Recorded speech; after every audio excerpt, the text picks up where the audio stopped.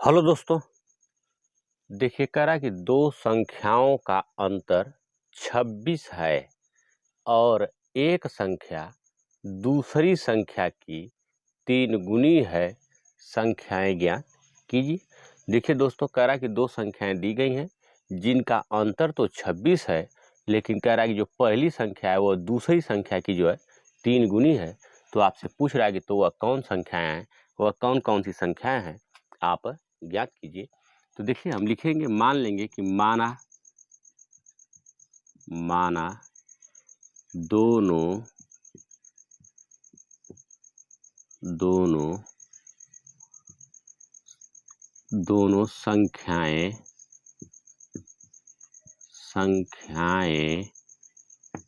क्रमशः x तथा y हैं। हम मान लेंगे कि माना वह दोनों संख्याएं जो है x और y हैं। तो कह रहा है कि दो संख्याओं का अंतर 26 है।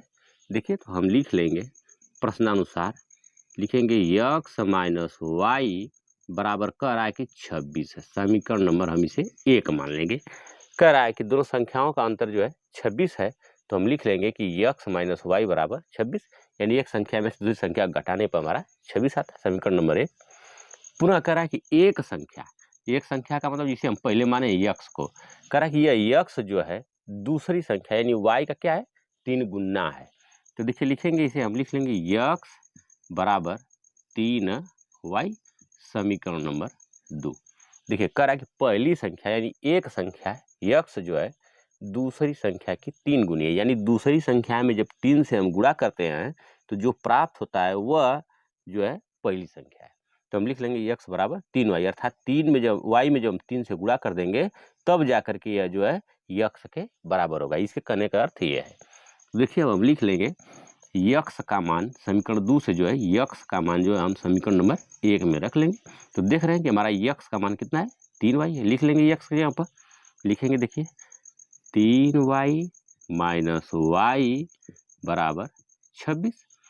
देखिए 3y में से y हमारा घट जाएगा, 1y घटेगा। यहाँ पर 3y है, यहाँ पर कितना है, 1y अकेला है। तो इसमें से जो 3y में से 1y निकल जाएगा तो हमारा क्या बचेगा, 2y बराबर 26।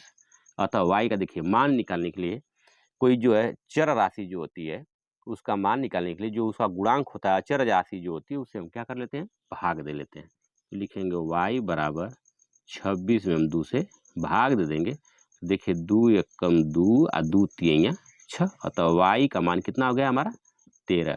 अतः दूसरी संख्या हमारी कितनी हो गई, 13 हो गई।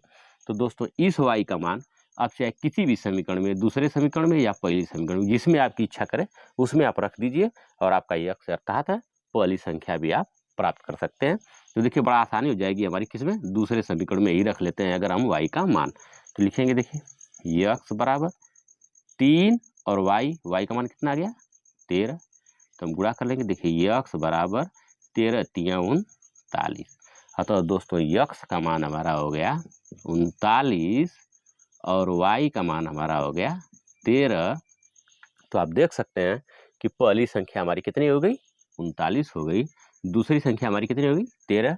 आप 39 में से देखिए 13 घटा लेंगे तो देखिए कितना हो जाएगा आपका, 9 में से 3 घटेगा तो 6, 3 में से 1 चला जाएगा तो 2, देखिए 26। उसका अंतर कह रहा था कि उसका अंतर 26 है। अतः दोस्तों हमारा आंसर जो है बिल्कुल सही है, x का मान 39 और y का मान 13। दोस्तों यही हमारा आंसर होगा। वीडियो पसंद आए तो वीडियो को लाइक करिए, कमेंट करिए, शेयर करिए। आप यूट्यूब पर देख रहे हैं तो चैनल को सब्सक्राइब कीजिए, फेसबुक पर देख रहे हैं तो पेज को फॉलो कीजिए। धन्यवाद।